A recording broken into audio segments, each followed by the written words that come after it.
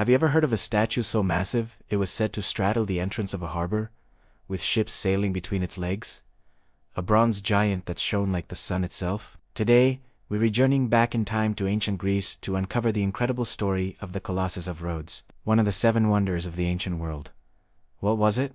Why was it built? And what really happened to this magnificent marvel? Stick around as we separate facts from fiction. Our story begins around 305 BC on the beautiful Greek island of Rhodes. Rhodes was a prosperous city, a major hub for trade and maritime activity in the Aegean Sea.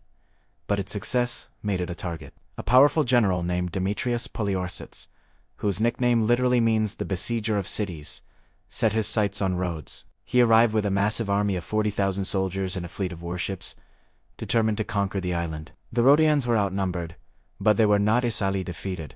For an entire year, they bravely defended their city against Demetrius's relentless attacks. He brought incredible siege engines, including a monstrous iron-plated tower called the Helepolis, or Taker of Cities. It was a 9-story behemoth, on wheels, armed with catapults, and bristling with soldiers. But the Rhodians were clever. They fought back with fire, flooded the ground in front of their walls to bog down the tower, and held on with sheer determination. In a stunning turn of events, Demetrius failed. After a year of intense fighting, he was forced to lift the siege and sail away, leaving behind his entire arsenal of expensive siege equipment.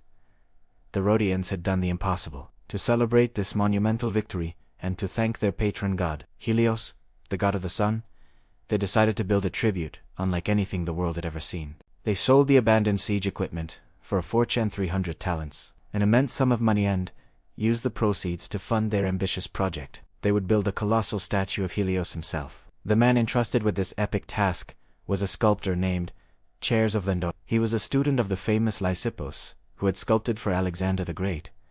But this project was on a scale that dwarfed anything his master had ever attempted. The plan was to create a bronze statue over 100 feet tall, roughly the height of the Statue of Liberty from her heel to the top of her head. Construction began around 292 BC. Imagine the scene: a massive stone pedestal being laid near the harbor entrance. Then, workers began crafting the statue's feet and ankles out of stone, anchoring it securely. The rest of the statue was to be a hollow structure made of bronze plates over an iron framework. Think of it like a gigantic, metallic jigsaw puzzle. As the statue grew taller, workers would have had to build an enormous earthen ramp around it, piling up dirt to allow them to reach higher and higher, assembling the giant piece by piece. Inside, stone blocks were used to add weight and stability to the lower levels. It was a masterpiece of ancient engineering. The outer skin was made of cast bronze plates. The glow of the furnaces, the clang of hammers on metal, the shouts of foremen to construction site must have been a hive of activity for 12 long years. Slowly, Helios began to take shape, his divine form rising to dominate the city's skyline. He was likely depicted as a noble, nude figure, wearing a radiant crown of sunbeams, perhaps with one hand shielding his eyes as he gazed out to sea, and the other holding a torch or a spear. Now, let's address a popular myth. Many historical drawings show the Colossus with one foot on either side of the harbor entrance, with ships sailing between its legs. While it's a dramatic and incredible image, it's almost certainly not true. From an engineering standpoint, this wide stance would have been incredibly unstable and likely impossible to build with the technology of the time. Closing the harbor for over a decade during construction would have also crippled the island's economy. Most modern historians and engineers agree that the statue stood on a pedestal on one side of the harbor, perhaps on a brick, looking more like a traditional statue, just on an unimaginable scale. Finally, around 280 BC, after 12 years of labor, the Colossus was complete. It stood as a powerful symbol of Rhodian freedom, unity, and gratitude. For travelers and sailors approaching the island, it would have been the first thing they saw. Bronze god gleaming in the Mediterranean sun, a testament to the city's resilience and wealth. It rightfully earned its place as one of the seven wonders of the ancient world, alongside giants like the Great Pyramid of Giza.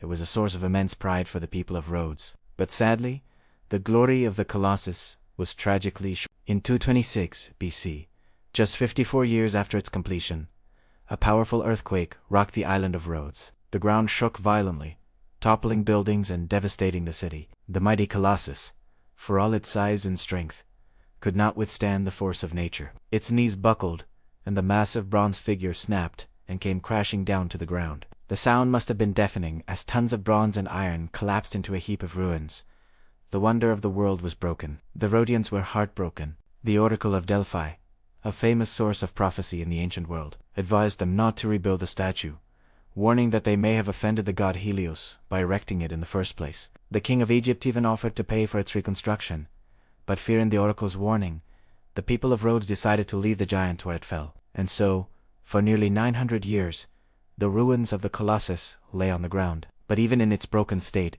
it was still a magnificent tourist attraction. The famous Roman historian Pliny the Elder, who saw the ruins centuries later, wrote that few men can clasp the thumb in their arms, and its fingers were larger than most statues.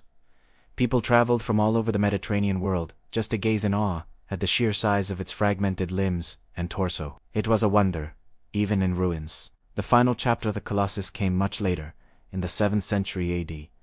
In 654 AD, Arab forces captured the island of Rhodes.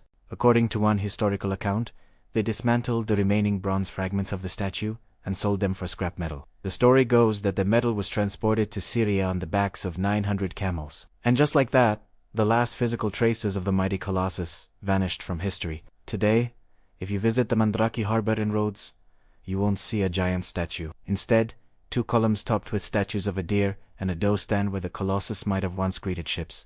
But its legacy lives on. The Colossus of Rhodes remains a powerful symbol of human ambition, artistic achievement, and the incredible ability of a small community to achieve the impossible. It inspired countless artists and writers, and even influenced the design of another famous statue, Frederick Auguste Bartholdi. The sculptor of the Statue of Liberty was deeply inspired by the story of the ancient wonder. So the next time you see a picture of the Statue of Liberty, remember her ancient predecessor, the bronze sun god of Rhodes, who for a brief shining moment stood as one of the greatest marvels the world had ever known. Thank you so much for joining me on this journey back in time. What do you find most fascinating about the Colossus? Let me know in the comments below. And if you enjoyed this video, please give it a thumbs up and subscribe to the channel for more explorations into the mysteries of history. See you next time.